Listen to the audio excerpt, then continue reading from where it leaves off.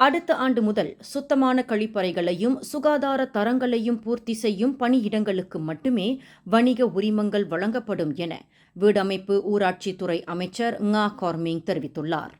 நாட்டிலுள்ள கழிப்பறைகளின் பராமரிப்பு தரத்தை உயர்த்துவதற்கான அமைச்சகத்தின் முயற்சியாக இந்த நடவடிக்கை மேற்கொள்ளப்பட உள்ளதாகவும் அவர் குறிப்பிட்டுள்ளார். வரும் 2026 ஆண்டு முதல் நகர் மன்றங்களிலும் 2027 ஆண்டு ஊராட்சி மன்றங்களிலும் 2028 ஆண்டு மாவட்ட மன்றங்களிலும் இந்த நடவடிக்கைகள் கட்டம் கட்டமாக செயல்படுத்த உள்ளன.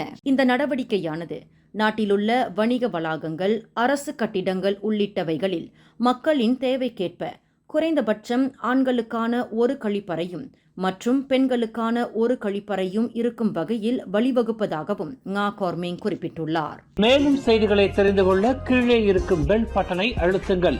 உங்கள் மகிழ்ச்சியை வெளிப்படுத்த லைக் மற்றும் ஷேர் செய்யுங்கள். தொடர்ந்து திசைகளோடு இணைந்திருக்க சப்ஸ்கிரைப் செய்யுங்கள்.